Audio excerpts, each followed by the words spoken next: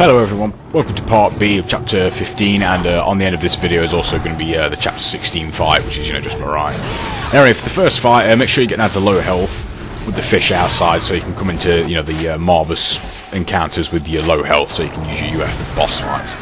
Now for the first fight, I did the Nimpo at the start to try and get my UT chain started, but I really kind of underestimated how much time you've got in this fight. After this I went back and redid this gauntlet to see if I could improve it, and I'll say why later on. But as you can see, I've got 2 enemies left in 20 seconds, which is why I didn't use my smoke bombs there. Actually, I've got more than enough time. But if you use your smoke bombs more than effectively than how I do in this video, this fight is pretty bad.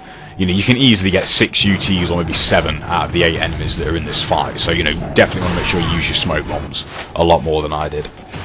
And another thing I wanted to bring up real quick is about the low health trick when you're in fights. Normally, when you're at a certain health, like when your health bars flash in, if you're at low enough health, you should normally be able to get a consistent, health orbs out of enemies when you kill them, and obviously that's a good thing to learn to exploit, because you can get UTs straight away and you don't have to charge up.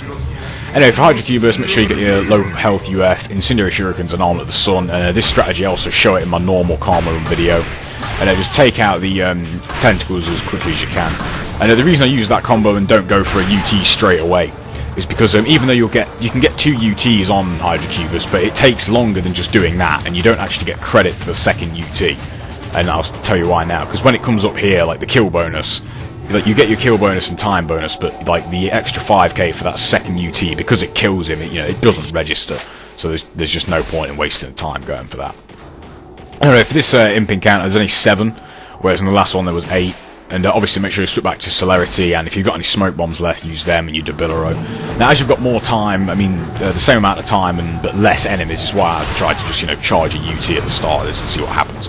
But make sure in this fight, it's really important that you listen out for Marvellous. Like whenever he sniggers at you when he laughs before, that's when he's going to throw a fireball at you. And you really want to make sure you listen out for that, because if that catches you out, at this low health, it's either going to kill you or it's going to mess up your UTs, and if it kills you, you're going to lose a talisman, and then obviously that's going to lose you your health and you're going to have to reset.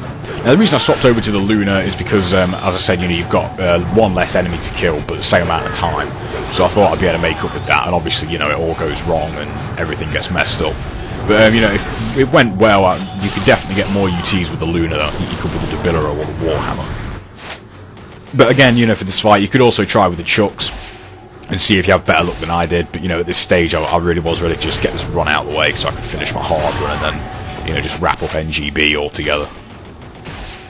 Now for Jotun Frey, just the same as always, UF, Arm at the Sun. And also make sure you got your fire wheels equipped, because I'll show why that's important in a second.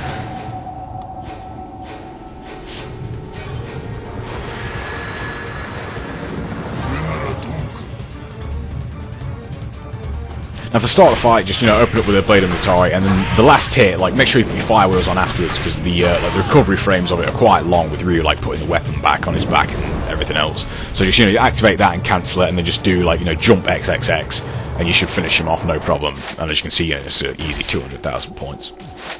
Now this Marvellous fight is pretty crap. I mess up and get hit and lose my rebirth. But the reason I start out charging is because sometimes, you can get lucky and he'll come right over you. You can hit him with a UT and he might spawn a minion, and you might be able to, get an extra kill in that way as well. But I charge my ET and I miss him right there, and I didn't actually know that you can, when you wind path towards him, you can get an X, Y instead of just a Y. So obviously that's messing me up, and obviously that right there is where this fight goes all wrong, and I lose my low health UF. So I just swap over to the Dragon Sword, because I really couldn't be bothered to just redo it just for this fight. Again, just kill him as quickly as you can. Obviously, the Dragon Sword is, not as good as the UF. Kill it marvellous.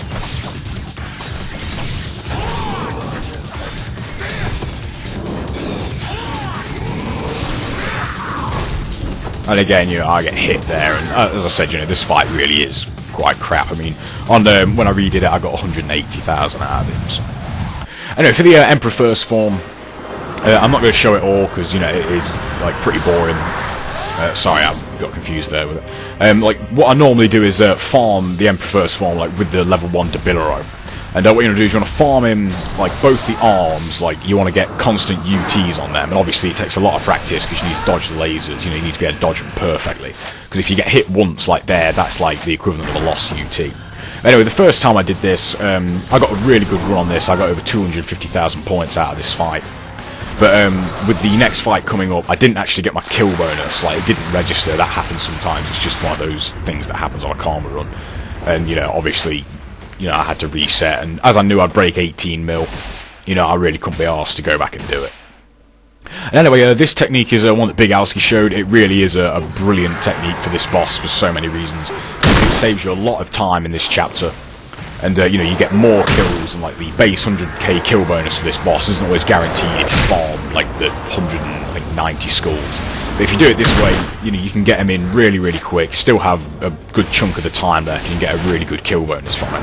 And Big Alski showed this in his hard video, and it really is probably the best new strategy for this chapter, you know, it really does help. Anyway, I got lucky here that he comes up here, because sometimes he can, like, you know, just run around in the lava and waste time. But with him coming up on the platform, you know, I knew I was going to be able to get loads more in and get a pretty good run at this. Now, as he jumps away there, like, the time it'd take me to, you know, catch up to him and, like, use another Nimpo. So, you know, I just, like, go right at him and just try one more, and then I'll finish him off with this golden arrows.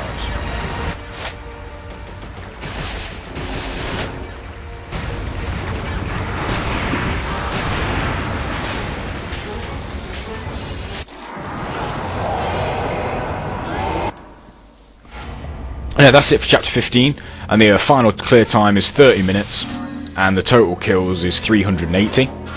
And obviously, you know, with that technique that Big Alski showed, you know, even with farming the Emperor and, like, going back to save and get supplies, you know, you've got more than enough time to do that because of the time that speed kill strategy saves. Anyway, now it's just on to Mirai. And the easiest way to do this is just get your low health UF, and obviously the best start would be him rolling at the start. And just ET him, or UT him, or, you know, whatever you can get at the time. And just XYY, and put your fire wheels on so, you know, you can avoid his next hit, and then just, you know, if all goes well, you should be able to just jump away and charge up an ET.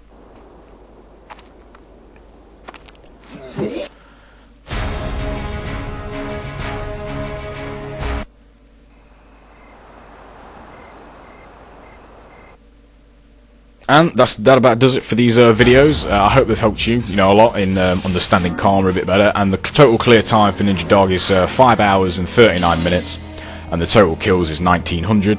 I was actually only going for, you know, a high-end 17 mil score when I started out, but, you know, with my other normal run and getting close to those scores, I ended up breaking 18 million.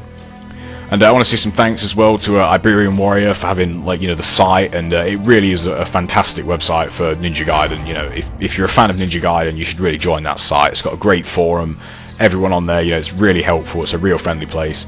And again, thanks for watching, I hope they've helped, and I'll see you for Ninja Gaiden 2.